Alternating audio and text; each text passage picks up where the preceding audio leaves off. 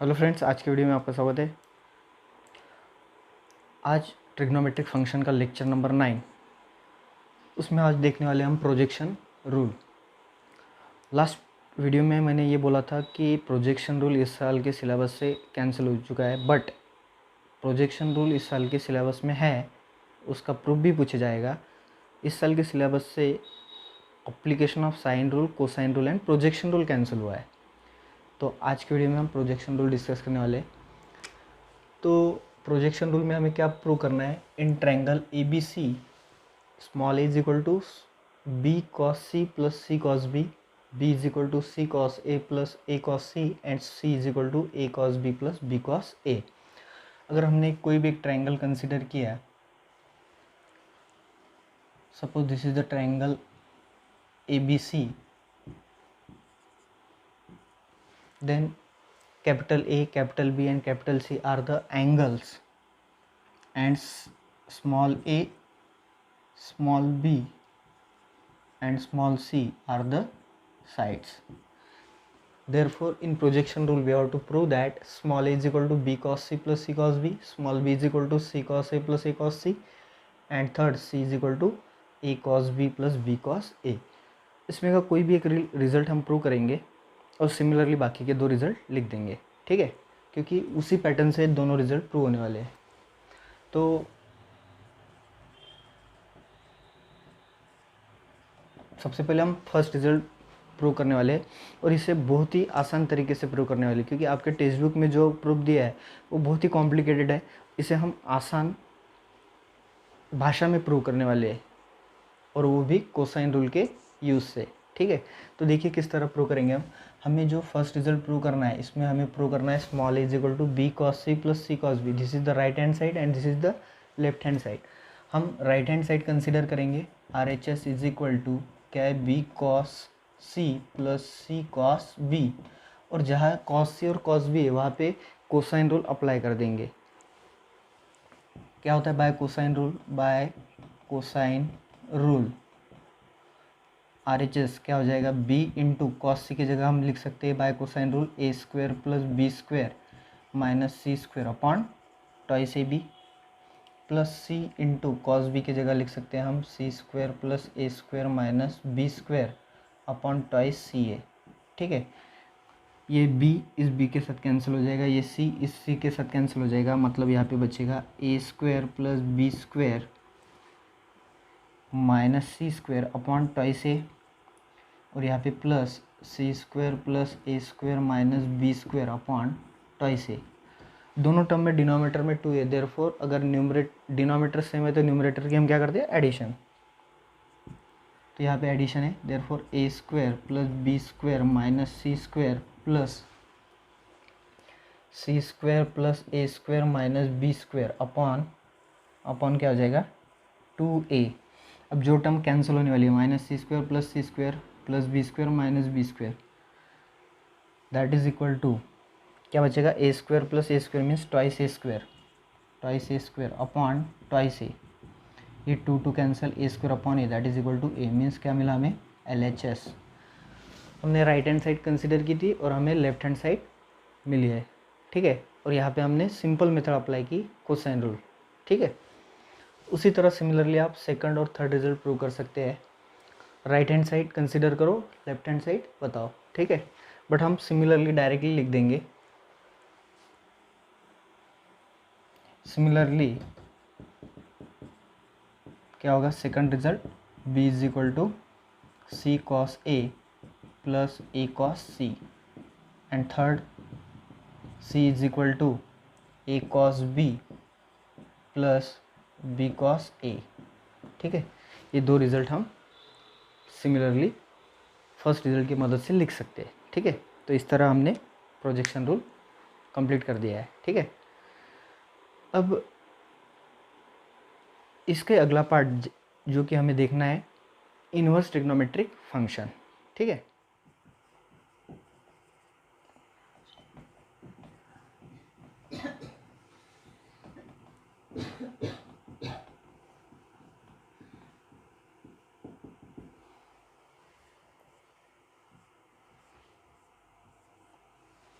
Inverse trigonometric function.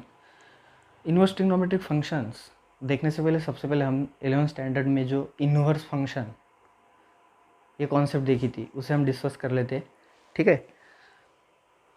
कौन से function का इन्वर्स फंक्शन एग्जिस्ट होता है ये आपको पता है।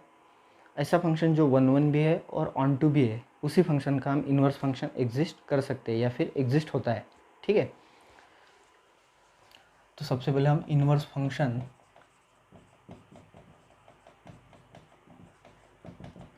डिस्कस करेंगे। अगर कोई एक फंक्शन है f from set a to set b, if f from set a to set b is 1 1 and onto function, ये फंक्शन कैसा है 1 1 भी है और ऑन टू भी है, then there exist a function f inverse from. अब ये function f from a to b define हो रहा है तो उसका इनवर्स फंक्शन किस तरह डिफाइन होगा, उल्टा, that is f inverse from b to a is called inverse function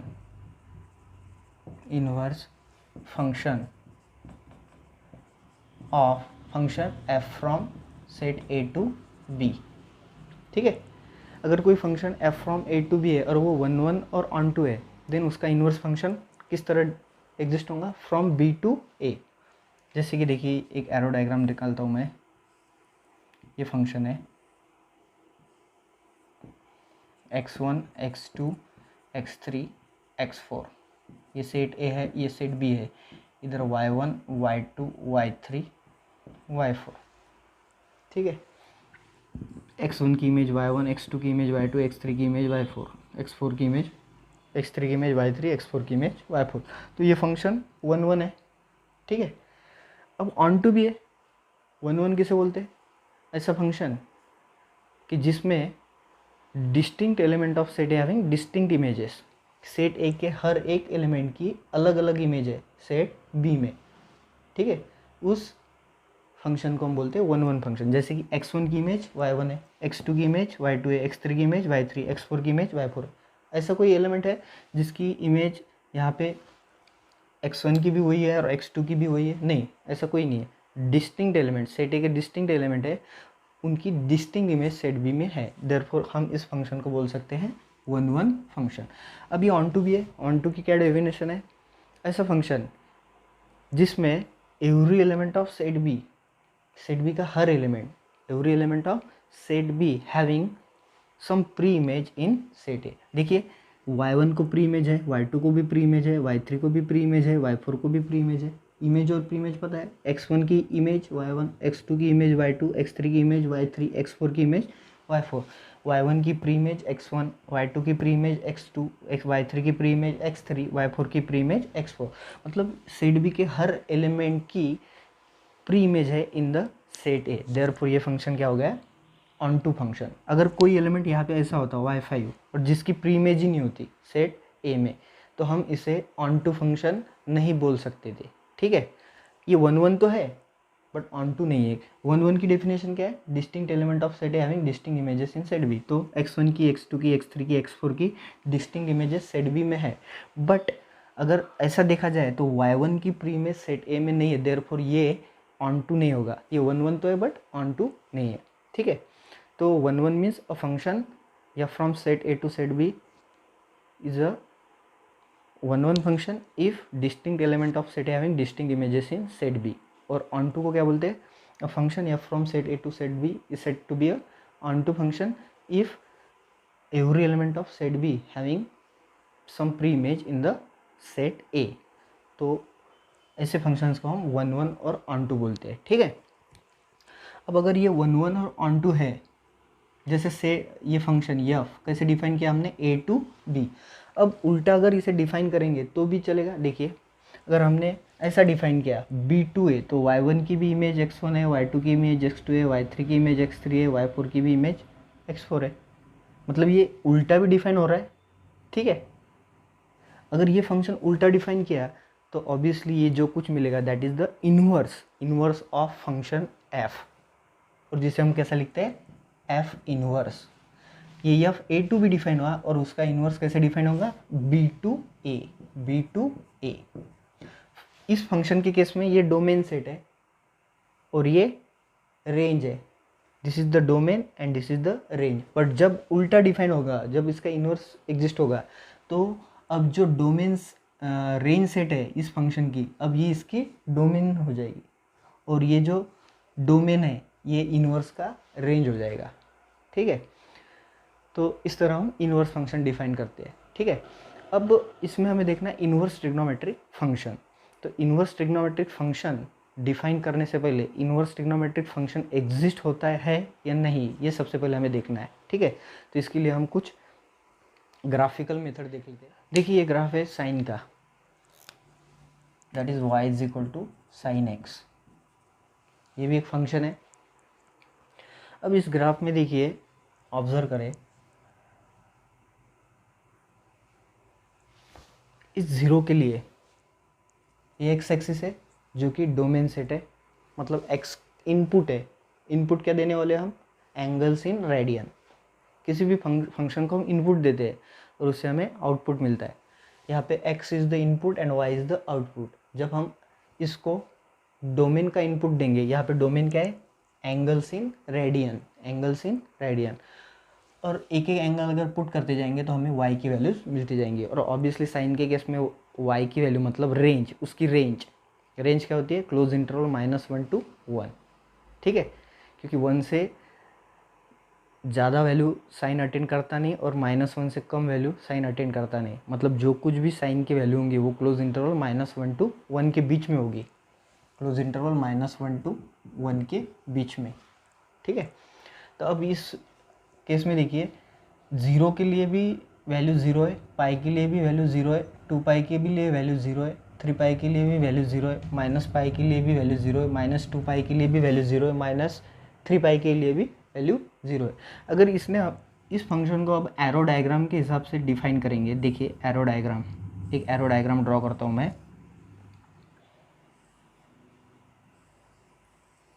इधर डोमेन सेट ए कंसिडर कर लेंगे और ये बी मतलब रेंज सेट। यहाँ पे सब वैल्यूज़ लिखेंगे, जैसे कि -2 पाई, -3 पाई बाय 2, -पाई, -पाई/2, 0, पाई/2। ठीक है, पाई और भी ले सकते हैं। ठीक है, बट हम इतने वैल्यू लेंगे। बाद में इधर आपको रेंज सेट तो पता है, -1 0 1। ठीक है, अब माइनस साइन ऑफ -2 पाई, देखिए साइन ऑफ -2 पाई क्या होता है, 0, तो इसके लिए अपने को इसकी इमेज मिल जाएगी 0। ठीक है, -3 पाई/2 के लिए क्या होता है, -3 पाई/2 1 होता है, तो हम इसे 1 पे एरो बता देंगे। -पाई के लिए अगेन 0, -पाई/2 के लिए -1। ठीक है, 0 के लिए अगेन 0, पाई/2 के लिए अगेन 1 और पाई के लिए अगेन 0। अब देखिए ये फंक्शन 1 1 है, नहीं ऑब्वियसली नहीं, ये फंक्शन मेनी वन है, मेनी वन। ठीक है, ये अगर फंक्शन हमने ऑब्जर्व किया तो ये फंक्शन मेनी वन फंक्शन है। ठीक है, अगर ये फंक्शन मेनी वन है तो ऑब्वियसली इसका इन्वर्स एग्जिस्ट ही नहीं हो सकता। ठीक है, 1 1 के लिए क्या होना चाहिए, हर एक डोमेन वैल्यू के लिए एक रेंज वैल्यू मिलनी चाहिए, मतलब हर एक x के लिए एक डिफरेंट y मिलना चाहिए, हर एक डिफरेंट x के लिए डिफरेंट y मिलना चाहिए।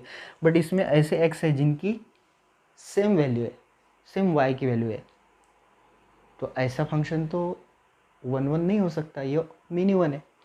और अगर फंक्शन मेनी वन है तो उसका इन्वर्स एग्जिस्ट नहीं होता, उसका इन्वर्स एग्जिस्ट नहीं होता। तो फिर क्या ट्रिग्नोमेट्रिक फंक्शंस के इन्वर्स एग्जिस्ट नहीं होते? हमें तो इन्वर्स एग्जिस्ट करना है, क्योंकि हमें इन्वर्स ट्रिग्नोमेट्रिक फंक्शन ऐसा एक टॉपिक ही दिया गया है, उसमें हमें इन्वर्स ट्रिग्नोमेट्रिक फंक्शन का स्टडी करना है। तो फिर हम इसका इन्वर्स कैसे फाइंड करेंगे? ठीक है, मतलब इस फंक्शन को सबसे पहले हमें 1 1 बनाना है और 1 1 के साथ वो ऑन टू भी होना चाहिए। अब इस केस में हम अगर इसे देखें तो ये 1 1 भी नहीं है और ऑन टू भी नहीं है। तो फिर ऐसे सॉरी ऑन टू है बट 1 1 नहीं है, पर हमें 1 1 होना चाहिए फंक्शन। तो इसे 1 1 करने के लिए हम क्या करेंगे, अगर मैंने इस डोमेन सेट को, ठीक है, साइन एक्स का जो डोमेन है वो क्या होता है आर, सभी रियल नंबर, सभी एंगल्स इन रेडियन। यहाँ पे रियल नंबर का मतलब क्या होता है, जब हम ट्रिग्नोमेट्रिक फंक्शन में डोमेन आर लेते हैं तो इस आर का मतलब क्या होता है एंगल्स इन रेडियंस। और एंगल्स इन रेडियन आप कितना भी ले सकते हो, 1 radian, 2 radian, 3 radian, 4 radian, π/2 radian, pi radian, 3 pi radian and so on, ठीक है, प्लस भी और माइनस भी। तो जितने कुछ एंगल्स इन रेडियन है वो सभी हम आर से डिनोट करते हैं।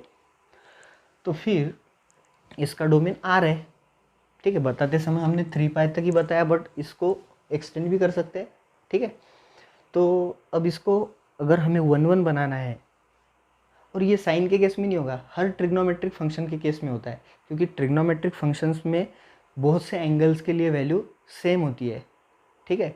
तो फिर सभी ट्रिग्नोमेट्रिक फंक्शन का इन्वर्स एग्जिस्ट नहीं होगा, ठीक है, पर हमें उसे एग्जिस्ट करना है। तो एग्जिस्ट करने के लिए हम क्या करने वाले हैं, ठीक है, अगर मैंने इसका डोमेन ठीक है जो कि आर है, इसे रेस्ट्रिक्ट कर दिया इस सेट में, यहाँ से यहाँ तक, तो -π/2 टू π/2 में कोई वैल्यू रिपीट होने वाली नहीं है। -π/2 टू π/2 इस इंटरवल में अगर आपने साइन को देखा तो साइन के केस में कोई वैल्यू रिपीट नहीं होने वाली। देखिए साइन ऑफ -π/2 क्या होता है -1, ठीक है, इसके बीच में भी जो वैल्यू मिलेंगी वो माइनस मिलेंगी, बाद में इधर 0 से π/2 के बीच में भी वैल्यू 1, मतलब इसकी वैल्यू -1 और +1 के बीच में मिलेगी, कोई वैल्यू रिपीट होने वाली नहीं है। क्लोज इंटरवल -π/2 टू π/2, अगर ये डोमेन सेट लिया तो साइन के केस में कोई वैल्यू आपको रिपीट होते हुए नहीं दिखेगी, ठीक है।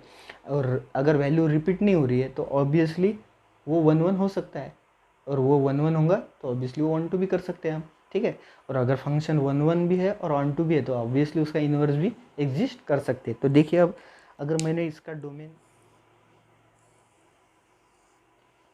-π/2 -π/6 -π/4 -π/3 लिखो, यहाँ पे -π/3, यहाँ पे -π/6, यहाँ पे 0, यहाँ पे π/6 और बाद में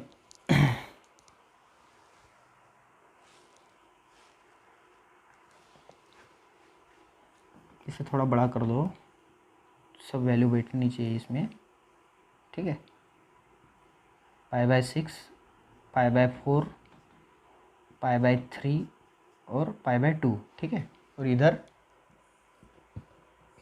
इस केस में तो वैल्यू -1 0 1 इस ऐसी मिलेगी, -1 और क्या मिलने वाला है -1√3/2 -1/√2, बाद में 1/2 0 1/2 1/√2 √3/2 और 1, -π/2 के लिए -1, -π/3 के लिए -√3/2, -π/4 के लिए -1/√2, -π/6 के लिए -1/2, ठीक है, 0 के लिए 0, π/6 के लिए 1/2, π/4 के लिए 1/√2, π/3 के लिए √3/2 और π/2 के लिए 1 1। अब अगर आपने अब फंक्शन ऑब्जर्व किया, मैंने डोमेन सेट क्या लिया, क्लोज इंटरवल -π/2 टू π/2, मतलब -π/2 और π/2 के बीच की सभी वैल्यू, और -π/2 और π/2, ठीक है, और इधर उसकी रेंज, ठीक है, आपको तो वैल्यूज़ पता है ट्रिग्नोमेट्रिक टेबल में, ठीक है, तो वो वैल्यूज़ लिखी। तो अब आपको फंक्शन कैसा दिख रहा है, देखिए, different element of this set having distinct different image in this set, इस एलिमेंट्स के इस सेट के डिफरेंट एलिमेंट की डिफरेंट इमेज है इस सेट में, तो ऑब्वियसली 1 1 है। अगर इसे ऐसा देखा तो ये ऑन टू भी है, इसमें के सभी एलिमेंट की प्री इमेज इस सेट में है, तो ऑब्वियसली ये फंक्शन क्या हो गया 1 1 भी हो गया और ऑन टू भी हो गया।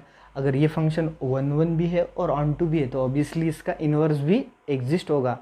इन्वर्स कैसे एग्जिस्ट होगा? उल्टा, इधर से, ठीक है। जैसे हमने ये फंक्शन यहाँ से इस सेट से इस सेट पे डिफाइन किया, तो अब इसका इन्वर्स कैसे डिफाइन होगा? इस सेट से इस सेट पे, ठीक है। मतलब जो फंक्शन हमें दिया गया था उसका ये डोमेन सेट था और ये रेंज सेट थी। अब जब इन्वर्स फंक्शन डिफाइन होगा तो ये डोमेन सेट हो जाएगा उसका और ये रेंज हो जाएगी, ठीक है। मतलब इन्वर्स ट्रिग्नोमेट्रिक फंक्शन एग्जिस्ट होने के लिए हमें क्या करना पड़ता है? ट्रिग्नोमेट्रिक फंक्शंस के डोमेन को रेस्ट्रिक्ट करना पड़ता है, ठीक है। जैसे कि साइन के केस में हमने क्लोज इंटरवल -π/2 टू π/2 लिया, ठीक है। और ऐसा करने पर हमें उसका इन्वर्स मिला, ठीक है। तो हम वैसे कॉस के केस में करेंगे, टैन के केस में करेंगे, कॉट के केस में करेंगे, सेक के केस में करेंगे और कोसेक के भी केस में करेंगे, ठीक है। तो इस तरह हमें उसका इन्वर्स मिलेगा। अब सबसे पहले तो आपको कुछ कॉन्सेप्ट क्लियर नहीं है, जैसे कि ट्रिग्नोमेट्रिक फंक्शन का डोमेन और रेंज क्या होती है, तो सबसे पहले हम वो देख लेंगे। उस ट्रिग्नोमेट्रिक फंक्शन में क्या होता है? ग्राफ रिपीट होता है, तो वो कितने इंटरवल के बाद रिपीट होता है, ठीक है। उससे उसका पीरियड हमें फाइंड करते आता है। तो सबसे पहले हम साइन लेंगे, बाद में कॉस, बाद में टैन, कॉट, सेक, कोसेक, ठीक है। यहाँ पे एंगल कुछ भी हो सकता है, थीटा, अल्फा, बीटा, गामा, ए, बी, सी। तो एंगल्स नहीं, हमें सिर्फ ट्रिग्नोमेट्रिक फंक्शन, उसका डोमेन और रेंज देखनी है, ठीक है। तो देखिए डोमेन क्या होगा।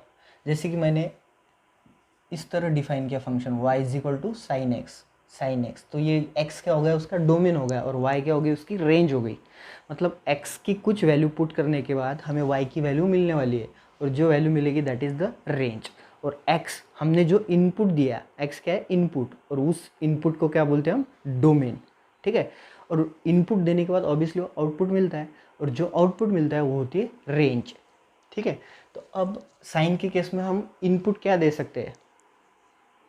कुछ भी दे सकते हैं, रियल, ऑल रियल नंबर्स। अब यहाँ पे रियल नंबर्स मतलब ऐसे नहीं, angles in radian, obviously angles ही देने पड़ेंगे ना, तभी हमें रेंज मिलने वाली है। तो angles in radians that is are.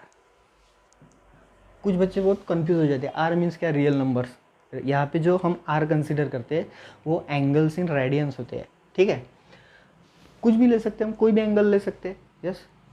But कोई भी एंगल लो, x = कोई भी एंगल लो, कोई भी एंगल्स इन रेडियन, जो y की वैल्यू मिलनी है वो कौन सी मिलनी है?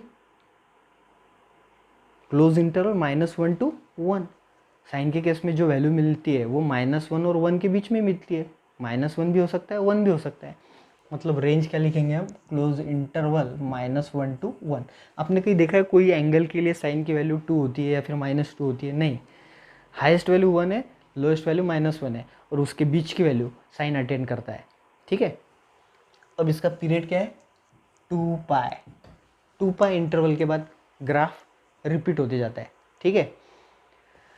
अब कॉस के केस में अगेन वही, आप डोमेन क्या दे सकते हैं? आर। इनपुट क्या दे सकते हैं? R. All angles in radian, कोई भी एक एंगल्स रेडियन में का, कोई भी, ठीक है। Therefore domain is R. Again इसकी भी रेंज क्या होती है? वही क्लोज इंटरवल -1 to 1।